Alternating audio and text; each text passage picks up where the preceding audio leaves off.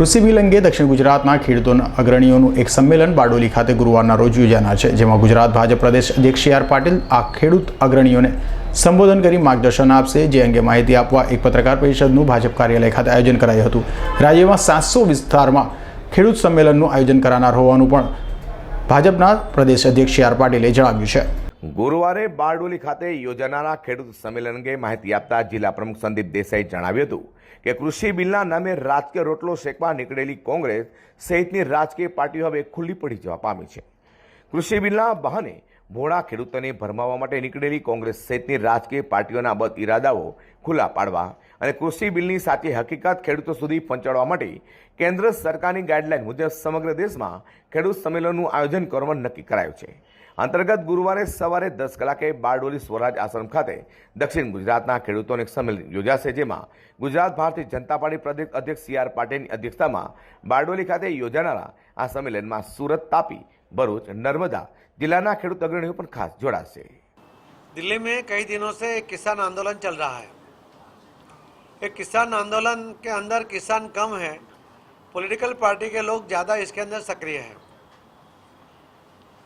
बहुमति से चुनी गई सरकार ने बहुमत के साथ लोकसभा में और राज्यसभा में पारित किया गया किसानों के हित के बिल को माध्यम बनाते हुए किसानों को भ्रमित करने की कोशिश करके इस देश को अस्थिर करने की कोशिश ये कांग्रेस, आप पार्टी, लेफ्ट और उसके साथ जुड़ी हुई सभी पार्टियां एक कोशिश कर रही है।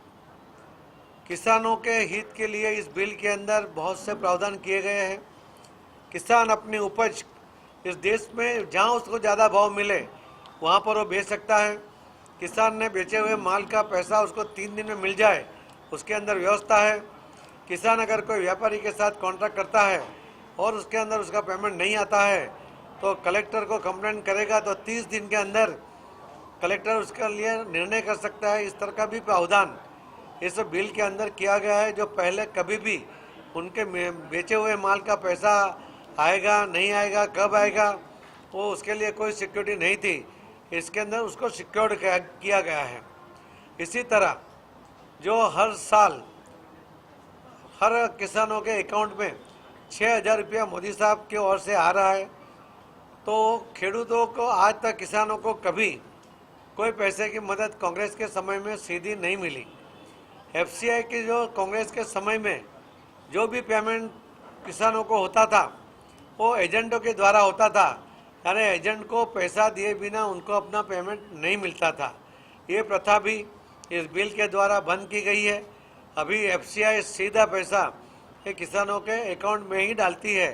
उसकी वजह से जिन लोगों की दुकान बंद हो गई है वो इस आंदोलन के पीछे ताकत लगा के बैठे हुए हैं। जो कांग्रेस अपने समय में उसने एमएसपी नहीं दी, स्वामीनाथन का रिपोर्ट लागू करना चाहिए ऐसे तत्कालीन प्रधानमंत्री मनमोहन सिंह जी ने लोकसभा में भी कहा था। वो प्रधानमंत्री में से जाने के बाद भी उन्होंने राज्यसभा में यही बात को दोहराई थी। ये सभी बातें इस बिल के अंदर आमेज की गई है। किसानों के हित के लिए स्वामीनाथन बिल में जो व्यवस्था थी कि उनको जो लागत है वो लागत मिलनी चाहिए।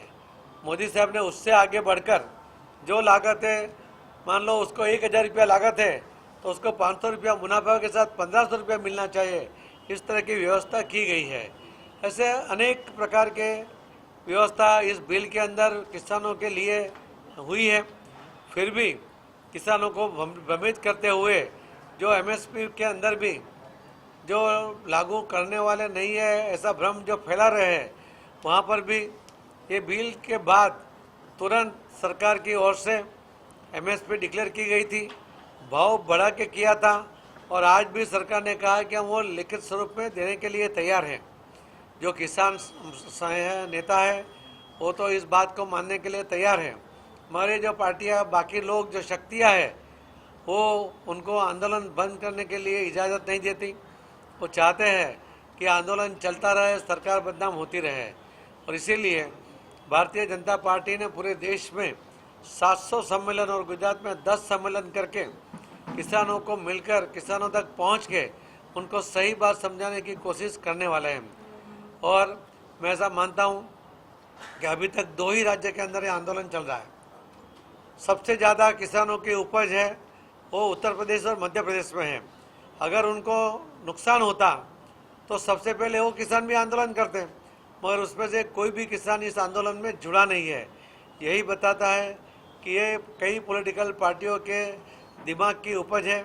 वही चाहते हैं कि देश के किसानों के नाम पर यह आंदोलन चले और उनका उल्लू सीधा हो, मगर उसमें सफल होने वाले नहीं है। ये मैं आपके माध्यम से कहना चाहता हूँ।